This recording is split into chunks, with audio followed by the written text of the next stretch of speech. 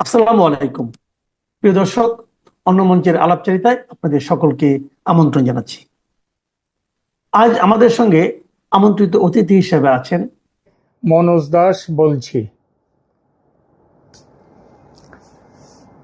বাংলাদেশ সেনাপ্রধান হঠাৎই যেন হারিয়ে গেছেন। তার খোঁজ পাওয়া যাচ্ছে না। কোথায় আছেন তিনি? তাকে দেখা যাচ্ছে না কেন? এই বিষয়টি নিয়ে এখনকার আলোচনা। গত কয়েকদিন ধরে জেনারেল ওয়াকারুজ্জামানকে নিয়ে আমি বেশ কয়েকটি এপিসোড করেছি।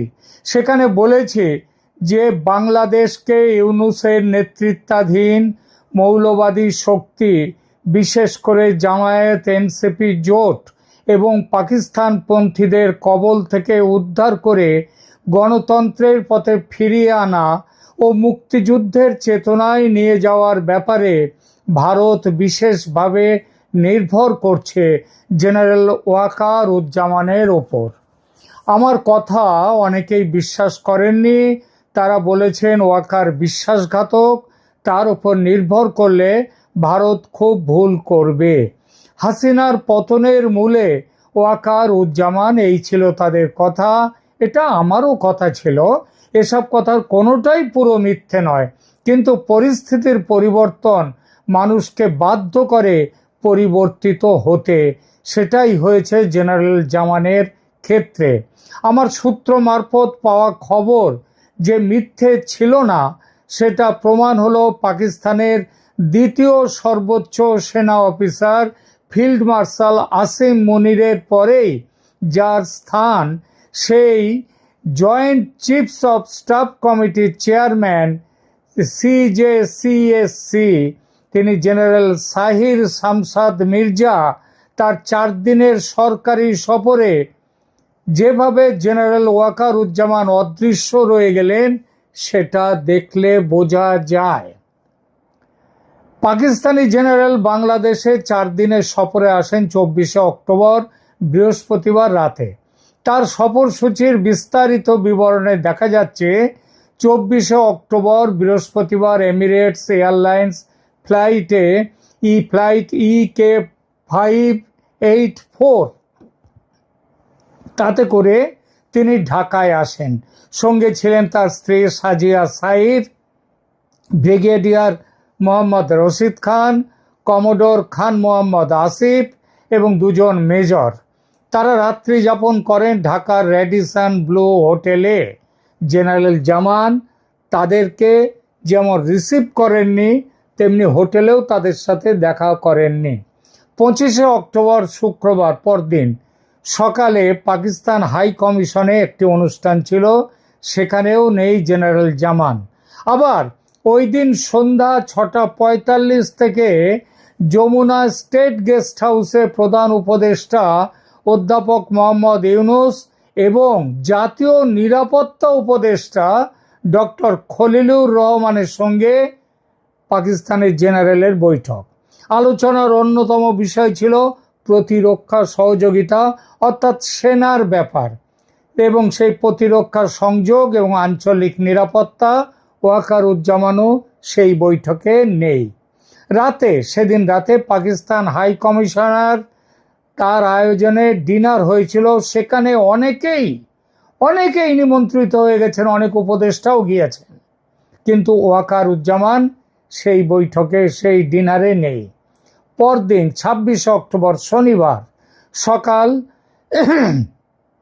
ঢাকার সেনাকুঞ্জে যৌথ সামরিক বাহিনীর গার্ড অফ অনার দেয়া হয় পাকিস্তানি জেনারেলকে। ওয়াকারুজ্জামান গড় হাজির সেখানে, অথচ নিয়মটা কি? তিনি তার সঙ্গে থাকবেন, পাকিস্তানি জেনারেলের সঙ্গে। ঢাকার সেনানিবাসে তার পরের অনুষ্ঠান ছিল শিখা অনির্বাণ। সেখানে আবার বাংলাদেশের মুক্তিযুদ্ধের শহীদদের স্মরণে নির্মিত যে চিরন্তন শিখা অনির্বাণ, সেখানে পুষ্পস্তবক দিলেন জেনারেল শামসাদ মির্জা। অথচ পাকিস্তান কিন্তু মুক্তিযুদ্ধের শহীদদের ওখানে, এর আগে যতজন পাকিস্তানের এসেছিলেন তারা কেউই সেখানে মুক্তিযুদ্ধের শহীদদের স্মরণে অনির্বাণ শিখায়, সেখানে কিন্তু তারা পুষ্পস্তবক দেননি, কিন্তু এবার দিলেন। কারণ কারণ বিশেষ রাজনীতির কথা ভেবে, এবং সেনা প্রধান সেখানেও নেই। সেদিনই বিকেল 4টে সশস্ত্র বাহিনী বিভাগে আর্ম ফোর্সেস ডিভিশনের principal staff officer lieutenant general SM. Kamrul হাসানের সঙ্গে ৪৫ মিনিটের বৈঠক করেন পাকিস্তানি জেনারেল। কামরুল হাসানকে, কামরুল হাসানের মাথার ওপরে কিন্তু সেনাপ্রধান নেই। কামরুল হাসান হচ্ছেন ডাইরেক্ট প্রধানমন্ত্রীর আন্ডারে। কামরুল হাসান প্রধান উপদেষ্টার অধীনে। ওই দিন বিকাল এবং সন্ধ্যায় কি ছিল কাজ? বাংলাদেশ নৌবাহিনীর প্রধান অ্যাডমিরাল মোহাম্মদ নাজমুল হাসান এবং বিমান বাহিনীর প্রধান air chief marshal Mahmud Hasan Mahmud খানের সঙ্গে আলাদা আলাদাভাবে বৈঠক করেন পাকিস্তানের জেনারেল, এবং দীর্ঘ সময় ধরে তাদের আলোচনার বিষয় ছিল আঞ্চলিক ও বৈশ্বিক নিরাপত্তার পরিস্থিতি, দ্বিপাক্ষিক প্রতিরক্ষা সহযোগিতা আরও জোরদার করা, সামরিক থেকে সামরিক এনগেজমেন্ট সম্প্রসারণ। এহেন বৈঠকেও সেনাপ্রধান নেই। আসুন ২৭ অক্টোবর রবিবার সারাদিন সেখানে কি করেছিলেন পাকিস্তানি জেনারেল? তিনি সিলেট সেনানিবাস সফর করেছেন, বিশেষ সফর করেছেন সিলেটের স্কুল অফ ইনফ্যান্ট্রি অ্যান্ড ট্যাকটিক্সে। ফ্যাকাল্টি ও ক্যাডেটদের সঙ্গে ইন্টারঅ্যাকশন করেছেন তিনি। সেনাপ্রধান সেখানেও নেই, ওয়াকারুজ্জামান। শেষ দিন ২৮ অক্টোবর সোমবার সকাল 11:30টায় ঢাকার আর্মি হেডকোয়ার্টারে বাংলাদেশ সেনাপ্রধান জেনারেল ওয়াকারুজ্জামানের সঙ্গে একটা বৈঠকের কথা বলা হলো। আলোচনার বিষয় প্রতিরক্ষা সম্পর্কের ইতিবাচক গতিপথ, সামরিক নেতৃত্বের বিভিন্ন স্তরে নিয়মিত বিনিময় অব্যাহত রাখা, প্রশিক্ষণ, যৌথ মহড়া এবং আশ্চর্য সন্ত্রাসবাদ মোকাবিলায় অভিজ্ঞতা ভাগাভাগি, তথ্য সন্ত্রাসবাদ প্রতিরোধে সহযোগিতা। সন্ত্রাসবাদ নিয়ে পাকিস্তান সেনাপ্রধান বাংলাদেশ সেনাপ্রধানের সাথে আলোচনায় বসবেন, কিন্তু সেনা সূত্রের খবর এই বৈঠক আদৌ হয়নি। সময়ের দিকে তাকানো যাক একবার। সেখানে তাকালে বোঝা যায় বৈঠক হওয়া সম্ভব ছিল না। কারণ বৈঠকের সময় রাখা ছিল সকাল 11:30টায়, আর এমিরেটস এয়ারলাইন্স ফ্লাইট EK587 দুবাইয়ের উদ্দেশ্যে সেই বিমান ছাড়ার কথা ছিল দুপুর 12:45। 11:30টার সময় মিটিং করবেন, সেখান থেকে যাবেন চলে হোটেলে, তারপর সেখান থেকে বেরিয়ে 12:45 ফ্লাইট ধরবেন। এগুলো কতটুকু এটা বাস্তবতা আছে সেটা আপনারাই একবার ভাবুন। 4 দিনের 96 ঘন্টার সময়ে 15 মিনিটের জন্য বৈঠক রাখা আসলে চোখে ধুলো দেওয়ার চেষ্টা। আর এখানেই সন্দেহ জাগে, কেন পাকিস্তানি জেনারেলকে এড়িয়ে গেলেন ওয়াকারুজ্জামান? এড়িয়ে গেলেন নাকি দেখা করার পরিস্থিতিতেই ছিলেন না তিনি? কেন ছিলেন না? তাহলে কি তাকে বন্দি করা হয়েছে? তিনি কি গুম হয়েছেন? ইউনূসের আয়নাঘরে রয়েছেন তিনি? ভারতের টাইমস নাও, তারপর যেটা রয়েছে ইন্ডিয়া টুডের, আজতক বাংলা, আজতক, তারা খবর দিচ্ছে যে ইউনূসের আয়নাঘরেও তিনি থাকতে পারেন, অর্থাৎ তিনি গ্রেপ্তার হয়েছেন। নাকি এই সম্ভাবনাও আবার কিছু জায়গা থেকে আমার কানে এসছে যে তার সমর্থকদের নিয়ে তিনি পাল্টা লড়াইয়ের প্রস্তুতি নিচ্ছেন। এর যে কোনোটাই হতে পারে। আবার আমার দিল্লির একটি সূত্র জানাচ্ছে, জেনারেল ওয়াকারুজ্জামান যখন দেখলেন যে বাহিনীর মধ্যে জামাতি এবং পাকিস্তানপন্থীরা সংখ্যায় বেশি, তখন প্রাণ বাঁচাবার তাগিদে রংপুরের ঠাকুরগাঁও হয়ে তিনি ভারতে চলে এসেছেন। বলা বাহুল্য, ভারত ও বাংলাদেশের কোনো সরকার বা সেনাবাহিনীর পক্ষ থেকে কোনো আধিকারিক স্তরে কোনো বার্তা দেয়া হয়নি সেনাপ্রধান ওয়াকারুজ্জামানকে নিয়ে। তবে ঘটনা পরম্পরা দেখে স্পষ্টই বোঝা যায় বাংলাদেশ সেনাবাহিনীর মধ্যে সব কিছু ঠিকঠাক নেই। বিশেষ করে সন্দেহের বিষয় হলো পাকিস্তানের জেনারেলের সঙ্গে বৈঠক করেছেন বাংলাদেশ নৌ ও বিমান বাহিনীর প্রধানরা, বৈঠক করেছেন জাতীয় নিরাপত্তা উপদেষ্টা খলিলুর রহমান, বৈঠক করেছেন মোহাম্মদ ইউনূস প্রধান উপদেষ্টা, তারা সবাই বৈঠক করেছেন, অথচ ওয়াকারুজ্জামানের সাথে বৈঠক নেই। বাংলাদেশ ও নৌ বিমান বাহিনীর প্রধানরা এতদিন ওয়াকারের সঙ্গে ছিলেন, তারাও মনে হচ্ছে ওয়াকারকে ছেড়ে দিয়েছেন। আলোচনা দীর্ঘ হয়ে যাচ্ছে, তাই একটি মূল প্রশ্নে আসি, কেন ওয়াকারুজ্জামান মির্জার সঙ্গে দেখা করেননি?